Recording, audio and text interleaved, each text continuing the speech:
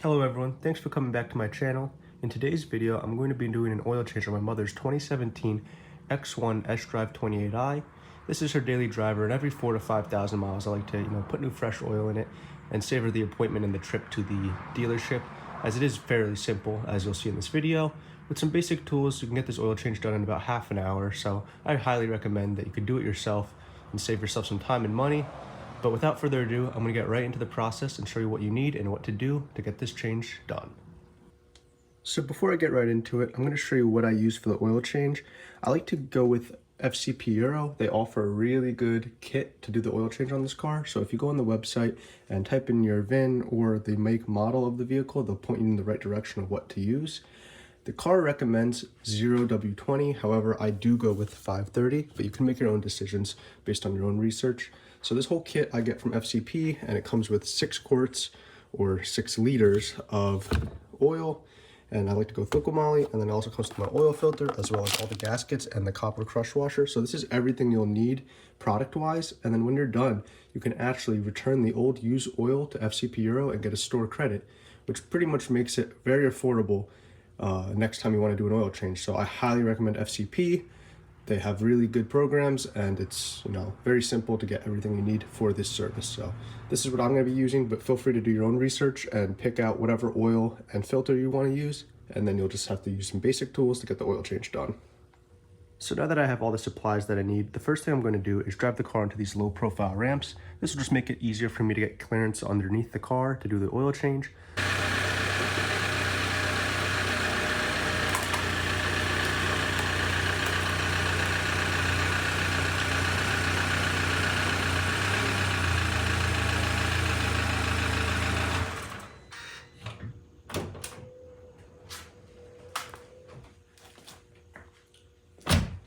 So now that we're secured on the ramps, I'm gonna hop inside and pop the hood.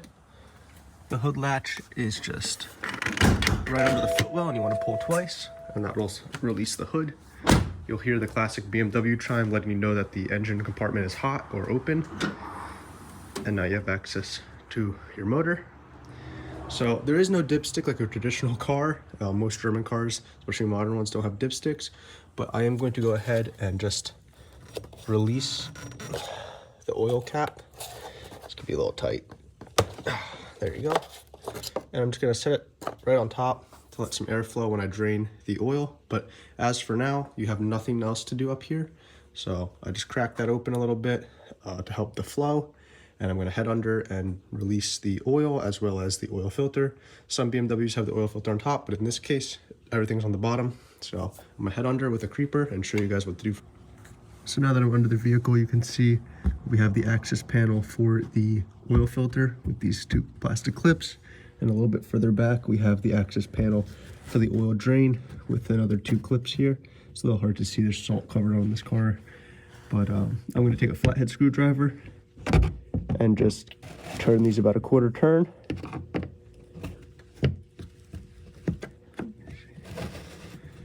And it could be a little tricky. And now that they're turned, I have access to the drain bolt right here. It'll be a 17 millimeter, so I'm going to crack this loose and drain the oil.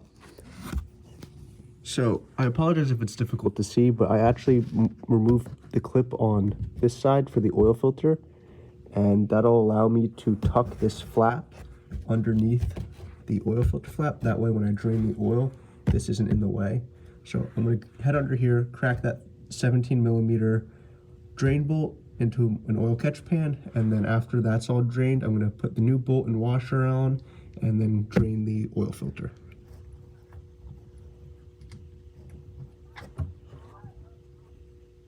So now I'm just going to let the oil drain into this catch pan, and once it's all drained, I'm going to crack the oil filter loose and drain the oil filter. So I still have the oil drain a little bit, as you can see down there, but I'm going to show you for the oil filter. On the oil filter housing, there's going to be this little plug.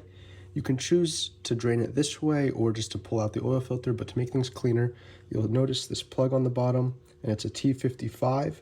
So if you use a T55, you can break this free, and this will drain out some of the residual oil in the oil filter housing. That way, when you pull off the main housing, it is less of a mess. So I would recommend draining this way. If not, you can use, I think it's a 32mm socket, I'll confirm, and you can pull the whole housing off as one piece, but just be prepared that is a little bit more messy. So I'm gonna crack this loose on the oil filter and let it drain as well. And then I'm going to remove the oil filter housing completely and swap it out with the new filter and O-rings.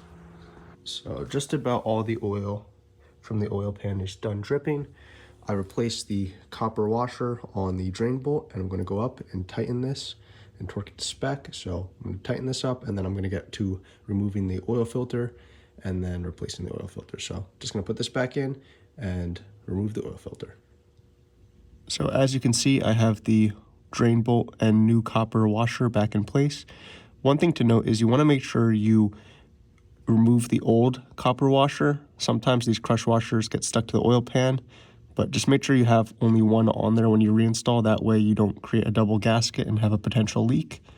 Also, I like to hand tighten these oil drain plugs back and first, because these are aluminum threads going to aluminum pan, and a lot of times people strip them out. So you just want to make sure you're doing it hand tight, make sure you have all the threads in the correct order and don't over tighten them.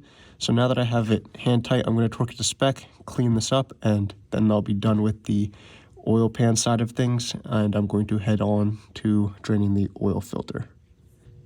So taking a look under the access panel for the oil filter, you can see the T55 star bit right there. That will make it a little bit easier, less of a mess to drain. So I'm going to crack that loose with an extension, as well as the oil filter housing.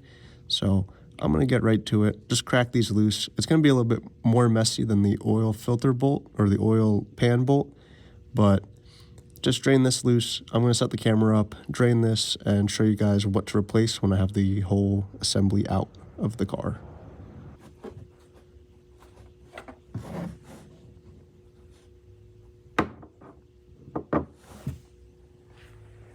So as you can see, by removing that oil filter release valve, or I guess drain bolt for the oil filter, you do drain quite a bit of oil. So I would recommend it. It's a little bit hard to reach, but if you have the right tools, I would do that. That way you save yourself the mess. So now with the oil filter housing removed, you can see this is the T55 drain plastic bolt kind of mechanism, and this is the one that I removed. So I like to just toss it back in before I break the 32mm bolt loose on the plastic housing. Just be careful, you don't want to strip these out, but I just kind of hand tightened it back in while I removed the main 32. And with that removed, sorry, you'll see the oil filter, and you just want to give it a nice tug and it'll pop right out. So here's the old oil filter, and you're going to want to, clean up inside of here with a microfiber, and I'm going to remove the old drain bolt or plug and remove that. I can replace it with the new one, and you have an O-ring here that you're going to want to remove and replace with the new one as well. So I'm going to get to that. Use a pick or a flathead and just gently remove the old O-ring, as so. Here's my new O-ring. You want to lube it up with some oil, so I'm just going to take some out of the old filter housing, lube it up, and make sure it sits right in the correct groove.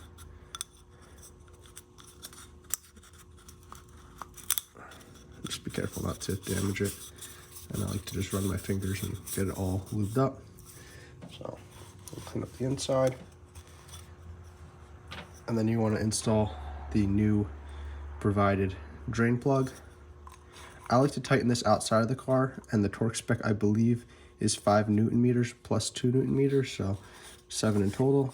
So I'm going to tighten this up and torque it to spec outside of the vehicle. So I have it hand tightened now, but I'm going to torque it later. And you want to take your new filter and just push it back in, and this is ready to be installed. So just to give you a better look before I head under the car, put the new filter in, make sure it's popped in place. It will wobble around. Make sure the oil filter housing gasket, this new O-ring, is in place and lubricated. So this is in the correct place, no cracks, no nothing. And I also tightened the drain plug for it. So this is, you don't want to go too tight on it, but you want to make sure it's snug. The correct torque specs are on the box, but I just made sure it was snug. And now I'm going to take my 32mm oil filter wrench and tighten this back up on the car. I'm not really going to show you guys because it's pretty hard to see, but you just want to get a good look in there, make sure you're not cross-threading anything, and just tighten it up and snug it and torque it to spec, and then you'll be complete with everything under the car. So as you can see, I reinstalled the oil filter housing and the new oil filter. I just made sure everything was torqued to spec and cleaned everything up under here. So now I'm just going to put these plastic clips back on for the access panel flap. And this is all good to go. So now all you have to do is go back up to the car, fill it up with oil, reset the oil trip meter, and that'll conclude the oil change. So the X1 takes about 5.5 quarts of oil. So that means I'm going to pour the entirety of this 5-liter bottle into the car and just a little bit of this 1-liter bottle to top it off. I'll show you guys how to take a measurement. Since this car doesn't have a dipstick, it's actually electronic, so you have to get the car to operating temperature, but I'll show you guys how to measure that and make sure everything's good. So I'm gonna head to the top of the car and fill the car with oil, and the oil change will be complete.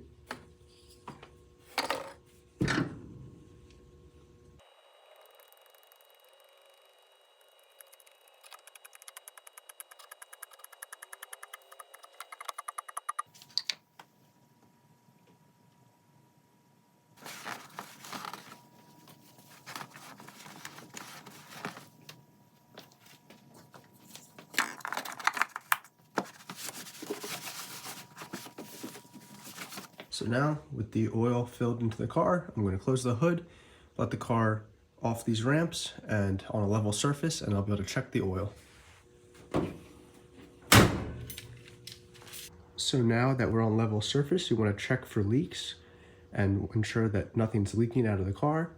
Then you want to let it idle and warm up to operating temperature. You can also drive the car around the block and bring it back to level surface, and you'll be able to electronically check the oil. So now that we're back inside the car, you want to go to your iDrive menu and press Menu, Vehicle Info, Vehicle Status, and you can check the engine oil level. And it'll give you this instruction menu here, and you want to click Start Measurement. Make sure you're on a level surface, and just let it do its thing, and the car will rev up a little bit. And this is just the whole process of it measuring the oil level.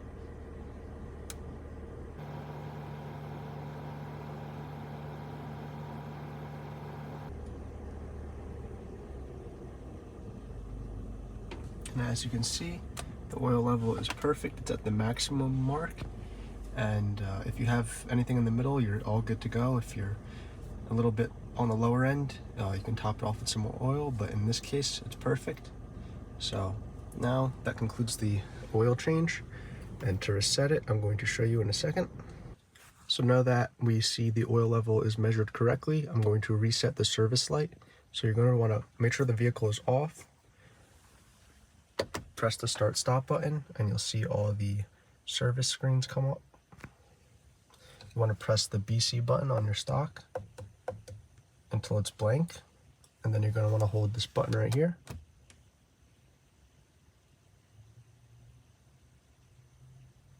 And you'll see reset possible, so just press it again and hold for the oil. It'll ask you if you want to reset. Press it and hold again, and that'll keep the reset in process.